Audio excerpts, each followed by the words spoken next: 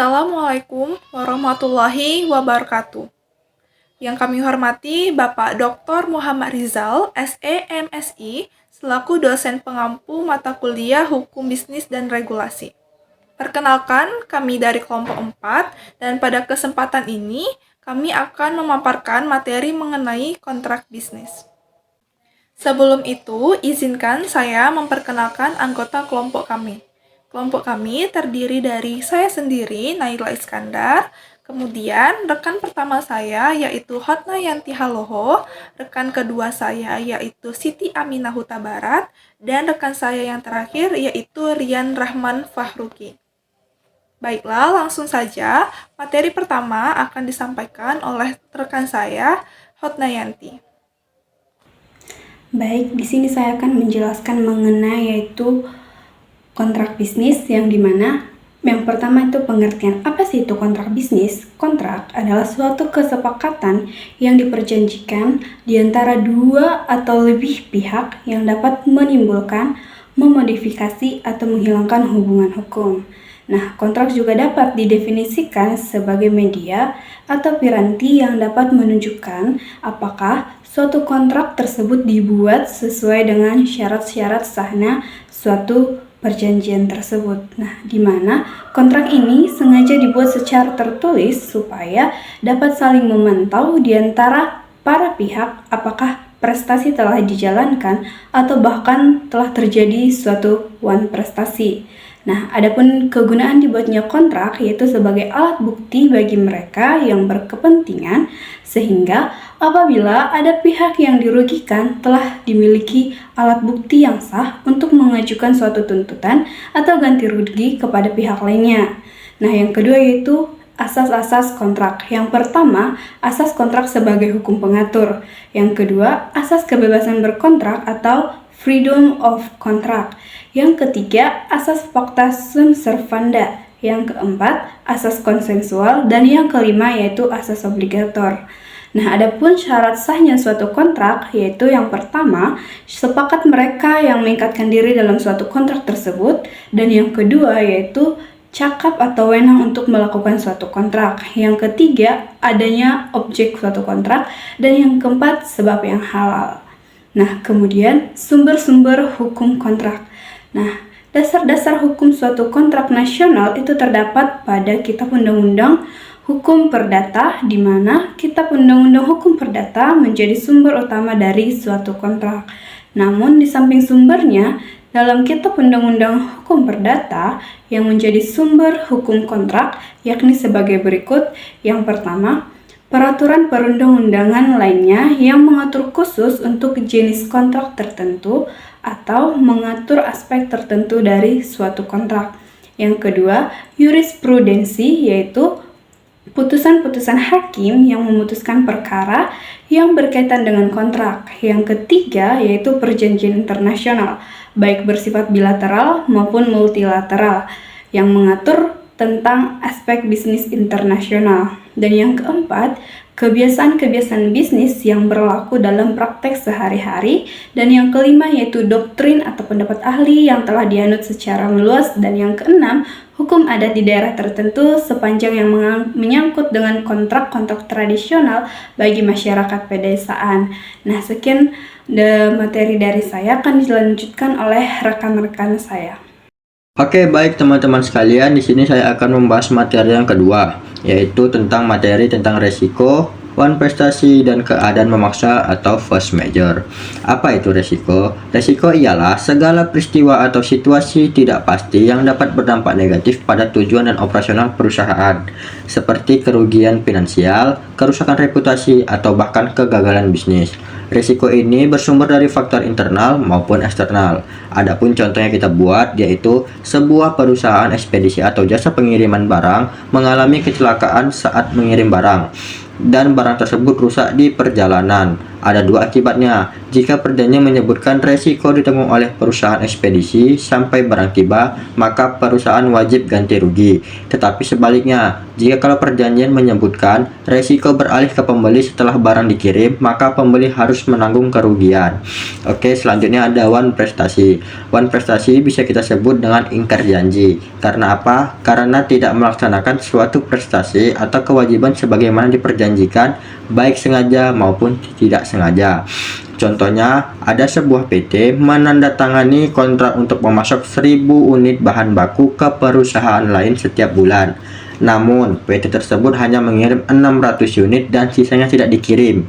Akibatnya, perusahaan penerima bisa menuntut ganti rugi atas kerugian produksi dan reputasi PT tersebut bisa rusak. Kontrak juga bisa diputus secara sepihak dan juga bisa dikenakan denda, misalnya 100 juta per bulan keterlambatan. Ada yang ketiga, keadaan memaksa atau force majeure, ialah kegagalan melaksanakan kontrak karena peristiwa di luar kendali, sehingga tidak ada kewajiban untuk ganti rugi. Contohnya, sebuah perusahaan pariwisata terpaksa membatalkan semua paket wisata karena pandemi COVID-19 dan larangan perjalanan internasional dari pemerintah. Akibatnya, perusahaan bisa bebas dari kewajiban ganti rugi karena halangan terjadi di luar kendali, dan juga kontrak bisa ditunda pelaksanaannya atau dibatalkan dengan kesepakatan bersama. Namun, perusahaan tetap harus ada membuktikan bahwa benar-benar ada keadaan memaksa, bukan sekadar alasan untuk memenuhi kewajibannya. Oke, selanjutnya. Di sini saya akan menjelaskan tentang macam-macam kontrak di dalam hukum bisnis. Jadi dalam hukum bisnis ini sendiri terdapat berbagai macam kontrak yang digunakan untuk mengatur hubungan hukum antara pelaku usaha dan dengan pihak-pihak yang terkait. Berikut adalah beberapa yang akan saya jelaskan. Yang pertama itu ada kontrak penjualan. Nah, kontrak penjualan ini itu adalah perjanjian yang mengikat secara hukum antara pembeli dan juga penjual yang kemudian menetapkan syarat-syarat transaksi. Perjanjian ini menentukan apa yang akan dijual, berapa harganya, dan dengan syarat-syarat apa saja. Yang kedua, ada kontrak pengadaan. Kontrak ini tuh merupakan perjanjian tertulis yang mengatur kesepakatan antara pihak pembeli dengan pihak penyedia atau supplier barang dan jasa. Biasanya, pihak ini tuh terkait dengan proyek-proyek atau kebutuhan organisasi. Misalnya pengadaan komputer untuk kantor, pembangunan gedung, atau jasa konsultan. Di kontrak pengadaan ini sendiri akan berisi spesifikasi teknis, harga, waktu pelaksanaan, serta standar mutu yang jelas. Yang ketiga ada kontrak layanan. Kontrak layanan sendiri adalah perjanjian antara dua pihak atau lebih untuk menyelesaikan tindakan yang berkaitan dengan jasa dan mengatur tugas pemberi layanan, kompensasi, persyaratan kerahasiaan, dan harapan klien. Jenis kontrak ini melibatkan satu pihak yang membayar pihak lain untuk menangani tindakan tertentu yang tentunya tidak melanggar hukum perundang-undangan. Selanjutnya ada kontrak kemitraan. Kontrak kemitraan ini mengatur hubungan antara dua atau lebih pihak yang bersepakat untuk bekerja sama dalam suatu proyek ataupun bisnis. Di dalam kontrak ini akan menetapkan hak, kewajiban, dan pembagian keuntungan. Sebuah perjanjian kemitraan itu umumnya berisi identitas para pihak yang bermitra, sanksi dan pemutusan perjanjian, hak, dan juga kewajiban masing-masing pihak, serta jangka waktu kemitraan. Yang kelima ada kontrak pekerjaan. Di dalam kontrak ini akan menetapkan persyaratan dan kondisi pekerjaan antara perusahaan dan karyawan, termasuk gaji, jangka waktu kerja, serta hak dan kewajiban masing-masing pihak. Kontrak kerja ini juga dapat diartikan sebagai dasar terjadinya hubungan kerja. Selanjutnya, perjanjian kerja dibuat atas dasar kesepakatan kedua belah pihak, kecakapan dalam melakukan perbuatan hukum, adanya pekerjaan yang diperjanjikan, dan tentunya pekerjaan tidak bertentangan dengan ketertiban umum, kesusilaan, dan juga peraturan perundang-undangan yang berlaku. Selanjutnya ada kontrak lisensi. Kontrak ini sendiri merupakan kesepakatan hukum yang memberi izin kepada pihak tertentu atau kita katakan penerima lisensi untuk menggunakan hak kekayaan intelektual milik pihak lain atau pemberi lisensi. Contoh daripada kontrak lisensi ini seperti hak paten, merek dagang, atau hak cipta. Lisensi ini bisa menjadi strategi untuk memperluas jangkauan pasar tanpa harus melakukan investasi besar, karena pihak penerima lisensi akan bertanggung jawab dalam memproduksi atau menjual produk di wilayah tertentu. Yang ketujuh ada kontrak sewa.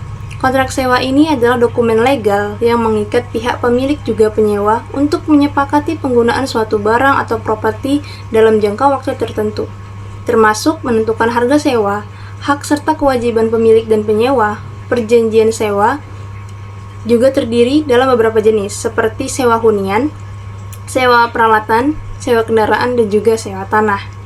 Yang kedelapan adalah kontrak pemborongan. Perjanjian pemborongan ini adalah kesepakatan antara dua pihak, di mana pihak pertama atau si pemberi kerja menyerahkan pelaksanaan pekerjaan kepada pihak kedua atau pemborong untuk diselesaikan dengan imbalan yang disepakati. Di kontrak ini tuh mengatur persyaratan dan kondisi pembangunan atau konstruksi suatu proyek, termasuk di sana jadwal, biaya, dan standar kualitas proyeknya. Yang kesembilan ada kontrak distribusi. Kontrak distribusi ini perjanjian formal antara produsen dan distributor yang kemudian menetapkan hak serta kewajiban kedua belah pihak dalam memasarkan dan menjual produk di wilayah tertentu. Yang ke-10 ada kontrak peminjaman. Kontrak peminjaman ini adalah kesepakatan tertulis antara pemberi pinjaman dan peminjam yang kemudian merinci jumlah uang yang dipinjamkan, persyaratan pengembalian seperti bunga dan jangka waktu, serta hak dan kewajiban kedua belah pihak. Yang ke-11 ada kontrak kerahasiaan. Kontrak kerahasiaan ini bertujuan membatasi pihak manapun seperti karyawan atau pemangku kepentingan untuk mengungkapkan informasi apapun yang dibahas selama rapat bisnis. Dalam kontrak ini akan dijelaskan secara rinci jenis-jenis informasi yang harus dirahasiakan, hak dan kewajiban dari masing-masing pihak yang menandatangani kontrak, serta konsekuensi hukum jika terjadi pelanggaran terhadap perjanjian tersebut. Selanjutnya, saya akan menjelaskan materi kami mengenai perjanjian menurut prinsip ekonomi syariah. Perjanjian dalam ekonomi syariah disebut sebagai akad. Akad yaitu kesepakatan hukum antara dua pihak atau lebih untuk melakukan transaksi sesuai ketentuan syariah. Akad bersifat mengikat secara hukum dan moral, bebas dari riba, gharar, dan maisir, serta bertujuan menciptakan keadilan, keseimbangan hak dan kewajiban, serta keberkahan bagi semua pihak. Dalam ekonomi syariah terdapat beberapa prinsip untuk membuat dan menjalankan sebuah perjanjian atau kontrak kerja. Prinsip pertama yaitu keabsahan. Keabsahan merupakan prinsip mendasar dalam setiap akad syariah. Sebuah perjanjian hanya dianggap sah dan mengikat apabila memenuhi syarat serta rukun yang telah ditetapkan dalam hukum Islam. Hal ini meliputi adanya para pihak yang cakap hukum, objek akad yang halal dan jelas, serta ijab kabul yang dilakukan secara benar. Selain itu, kesepakatan harus tercapai secara sukarela tanpa paksaan dari pihak manapun. Prinsip yang kedua, transparansi dan keterbukaan. Transparansi menjadi prinsip utama dalam akad syariah karena berkaitan langsung dengan kejujuran dan keadilan dalam transaksi. Seluruh informasi yang relevan, termasuk harga, kualitas, jumlah, maupun syarat-syarat lainnya, wajib diungkapkan secara jelas kepada semua pihak. Dengan adanya keterbukaan ini, risiko kesalahpahaman, kecurangan, ataupun penipuan dapat diminimalisir. Prinsip yang ketiga, keadilan dan keseimbangan. Prinsip keadilan dan keseimbangan merupakan inti dari akad syariah, di mana setiap pihak yang terlibat dalam transaksi harus memperoleh hak dan manfaat secara proporsional. Tidak diperbolehkan ada pihak yang mengalami kerugian berlebihan atau pihak lain mendapatkan keuntungan secara tidak adil. Dalam praktiknya, keadilan ini tercermin dalam pembagian keuntungan yang sesuai kesepakatan, pembagian risiko secara proporsional, serta kewajiban yang tidak memberatkan salah satu pihak. Lalu, prinsip yang keempat, larangan adanya riba. Riba atau bunga merupakan praktik yang dilarang secara tegas dalam hukum Islam karena mengandung unsur ketidakadilan dalam pertukaran ekonomi. Sistem bunga dianggap merugikan salah satu pihak, terutama pihak yang memiliki posisi lemah dalam transaksi. Oleh karena itu, akad syariah harus bebas dari segala bentuk riba dan menggantinya dengan sistem yang adil, seperti bagi hasil, jual beli dengan margin yang jelas, atau bentuk transaksi yang sesuai dengan prinsip syariah. Lalu prinsip yang kelima, ada prinsip berbagi resiko. Prinsip berbagi risiko menekankan bahwa tanggung jawab dalam suatu transaksi harus dibagi secara adil di antara pihak-pihak yang terlibat. Apabila terjadi kerugian, beban tersebut tidak boleh hanya ditanggung oleh satu pihak saja, melainkan harus dibagi sesuai kesepakatan awal. Konsep ini bertujuan untuk menghindari ketidakadilan dan memberikan rasa tanggung jawab bersama atas hasil yang diperoleh dari suatu usaha. Setelah saya bahas mengenai prinsip-prinsip perjanjian, selanjutnya saya akan menjelaskan jenis-jenis akad dalam ekonomi syariah. Jenis yang pertama, mudharabah, akad kerjasama antara pemilik modal dan pengelola usaha. Pemilik modal menyediakan dana, sedangkan pengelola menjalankan usaha. Keuntungan dibagi sesuai nisbah atau presentasi bagi hasil yang disepakati di awal. Sementara kerugian ditanggung pemilik modal kecuali jika kerugian timbul akibat kelalaian atau kesalahan pengelola. Jenis yang kedua, musyarakah. Akad kerjasama antara dua pihak atau lebih di mana masing-masing pihak memberikan kontribusi modal. Keuntungan dan risiko dibagi sesuai kesepakatan dan porsi kontribusi. Semua pihak juga dapat ikut serta dalam pengelolaan usaha untuk memastikan keadilan dalam pelaksanaan akad. Jenis yang ketiga, murabahah. Akad jual beli di mana penjual wajib menginformasikan harga barang pokok serta margin keuntungan secara transparan kepada pembeli. Biasanya digunakan pada pembiayaan barang konsumtif maupun produktif di bank syariah. Sehingga pembeli mengetahui dengan jelas biaya yang dikeluarkan tanpa adanya unsur riba. Lalu, jenis yang keempat, yaitu yang terakhir, ada wadi'ah. Akad titipan, di mana satu pihak menitipkan barang atau harta kepada pihak lain untuk disimpan dan dijaga keamanannya. Penerima titipan berkewajiban menjaga dan mengembalikannya kapan saja sesuai permintaan penitip. Dalam praktik perbankan, akad ini diterapkan pada produk tabungan dengan prinsip titipan. Sekian materi yang saya sampaikan. Selanjutnya, materi akan disampaikan oleh teman saya. Oke teman-teman sekalian, di sini kita akan membahas materi yang terakhir, yaitu tentang bentuk kontrak dan cara penulisannya. Bentuk kontrak dalam hukum bisnis. Kontrak adalah perjanjian yang menimbulkan hak dan kewajiban bagi para pihak.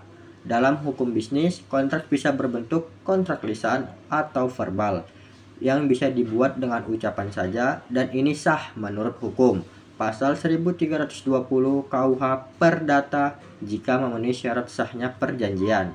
Yang kedua, ada kontrak tertulis. Dibuat dalam bentuk dokumen, lebih kuat secara hukum karena jelas isi dan buktinya, yaitu bisa berbentuk akta di bawah tangan umum yang ditandatangani oleh para pihak tanpa pejabat. Yang kedua, ada akta otentik yang dibuat dan dihadapkan pejabat umum, misalnya notaris. Kita lanjut ke penulisan kontrak. Dalam hukum bisnis, agar kontrak lebih jelas dan tidak menimbulkan masalah, penulisan kontrak biasanya terdiri dari beberapa bagian sebagai berikut. Yang pertama ada judul kontrak, yang kedua ada pembukuan, yang ketiga ada premis atau konsideran atau retikal, yang keempat ada isi atau pasal-pasal, yang kelima ada penutupan.